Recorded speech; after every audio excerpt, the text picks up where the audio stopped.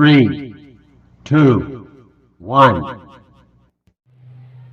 Halo, perkenalkan nama saya Aniatul Fitria, NRP 2035221073 dari Departemen Teknik Infrastruktur Sipil, Program Studi Teknologi Rekayasa Pengelolaan dan Pemeliharaan Bangunan Sipil, Fakultas Vokasi, Institut Teknologi 10 November. Dalam video kali ini, saya akan menjelaskan pengamatan saya mengenai aktualisasi nilai-nilai Pancasila di lingkungan sekitar. Pancasila menurut bahasa yang kita tahu artinya yaitu 5 dasar. Pancasila sebagai dasar negara berarti Pancasila sebagai dasar atau pondasi dalam semua kegiatan berbangsa dan bernegara. Pancasila sebagai ideologi berarti ideologi Pancasila yaitu mengatur tingkah laku setiap warga negara. Pancasila sebagai filsafat negara, maksudnya hasil pemikiran yang dianggap dan dipercaya supaya kita lebih mengamalkan lagi nilai-nilai dari Pancasila.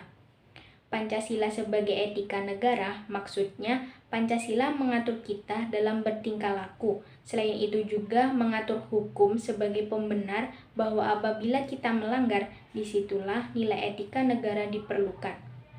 Pancasila sebagai nilai pengembangan ilmu, maksudnya Pancasila menjadi aspek keseluruhan yang mengatur dari nilai-nilai sebelumnya. Oleh karena itu, Pancasila sangat berperan penting dalam masyarakat Indonesia. Di sini saya akan menjelaskan terkait pengamatan saya tentang aktualisasi nilai-nilai Pancasila di sekitar kos saya, yaitu di daerah Keputih.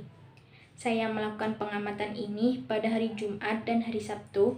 Dari pengamatan yang saya lakukan, ada beberapa perilaku masyarakat yang sesuai dengan nilai-nilai Pancasila dan ada juga yang tidak sesuai dengan nilai-nilai Pancasila. Perilaku masyarakat yang sesuai dengan Pancasila yang pertama yaitu warga sekitar yang berbondong-bondong menjalankan ibadah sholat Jumat. Hal itu sesuai dengan nilai-nilai Pancasila, sila pertama yang berbunyi ketuhanan yang Maha Esa, di mana mengandung makna bahwa setiap orang berhak menjalankan perintah agamanya sesuai dengan kepercayaannya masing-masing. Di samping itu juga terlihat warga sekitar yang menghormati agama yang dianut orang lain. Perilaku kedua yaitu tolong-menolong antar sesama manusia.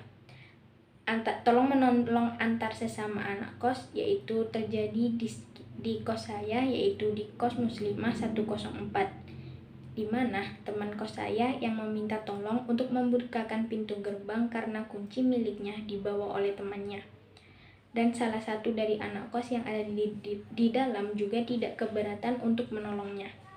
Selain itu, peristiwa lain seperti pinjam-meminjam juga sering dilakukan, seperti pinjam alat masak maupun peralatan lain. Hal itu merupakan salah satu pengamalan Pancasila, sila kedua yang berbunyi kemanusiaan yang adil dan beradab.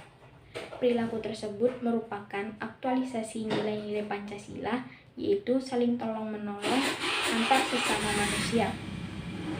Perilaku ketiga yaitu masih banyak warga sekitar yang tidak tertib dalam berkendara.